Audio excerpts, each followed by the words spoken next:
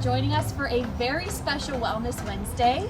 Today, me and Amanda are out front of the Good Mobile, which is our new mobile spay neuter unit.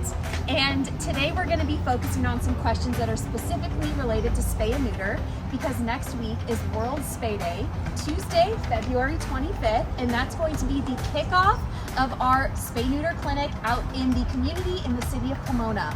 We do still have a few appointments left, so if you guys are interested in booking for your pets, you can visit our website calendar. So to get started, we're going to ask some of our questions inside the unit, so we're going to go ahead and go on inside and take a little look. All right, so our first question for Amanda is going to be, how does spay and neuter improve the overall longevity of your pet? Well, it can help with less wandering off, because sometimes if they're not fixed, they will go and wander off and look for a little friend, which includes why we do this, so we don't have any more babies. Right.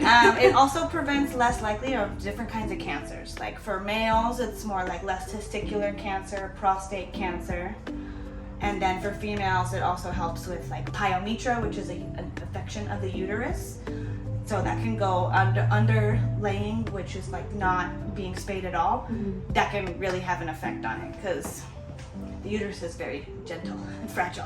How often do we see like pyometras or hydrometras like in older shelter animals that are coming in? It's not rare, but it's not also uncommon. So like we do see it, just not a lot, but is usually in older dogs that haven't been spayed. Right. And then we'll be in the middle of surgery and we'll find it. Yeah. And it's kind of scary. It is life-threatening. So right. If it goes unfixed, then it can result in death. So why is a pyo or a hydro life-threatening to the animal? It's an infection in the uterus. Yeah. So it causes the uterus to swell up and just get really big and infected and full of just bad stuff like pus and all the gross stuff. And talking more about male dogs or male cats, are there any health issues that we see in them specifically if they don't go fixed for a longer period of time? Yeah, so like males would more like search for like prostate cancer or like testicular cancer. Okay. Just those two. But also from wandering off too. Okay. And then in terms of the recovery, what can we do to help encourage owners or give them some tips for a smoother recovery for their pets after surgery? Yes, so usually it's the healing process is 10 to 14 days. Okay. And we ask for like crate rest, especially at night, because we don't know what they're doing and we can't see what they're doing and what they're looking at. Outside during the day, just try to keep their activity low. No running, no jumping all crazy. And a cone. Always wear a cone, because especially when we're not looking, they like to lick down there, and that causes infection. And then that's more on top of the surgery that you need to go for. But what if like the animal owners think they're going to be sad if they have the cone on, or they're mopey, or they're not going to sleep well? Like, what would your response be to that? I would say just keep it on. Yeah. Unfortunately, if they're hanging out with you and you're watching them, they can have the cone off. But the second you walk away, I would keep the cone on. Sometimes, like for females, they do have these things called surgical suits. Okay. And it's just like a whole like body suit, and it covers their whole belly so they can't reach at it. Okay. But they don't really have anything for males because just kind of hangs out there. Right.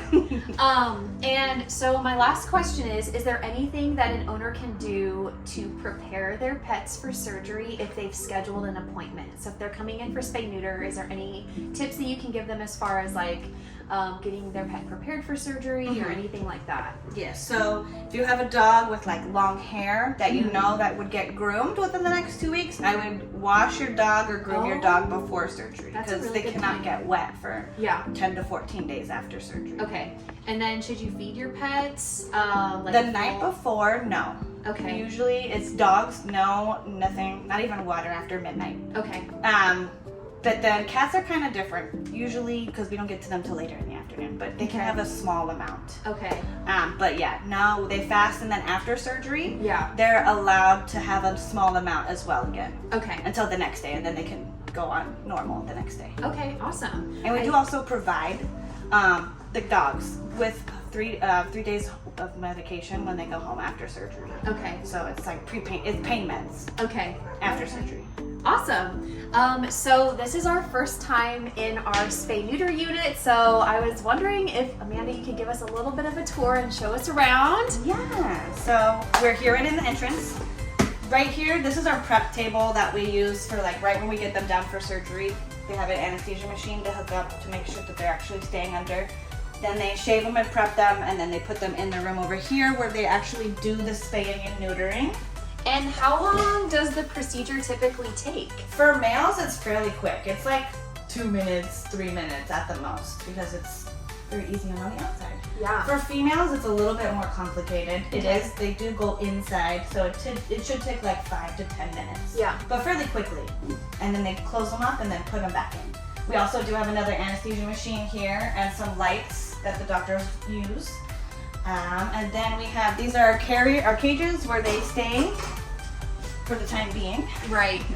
We do have a refrigerator. This is where we keep our vaccines and everything. So when we do need vaccines and update them, we have them right here handy. We do have a weight scale. We just slide it out and then you turn it on right here. Very fancy. And then these are our bigger kennels over here for our bigger dogs. And a trash can for trash.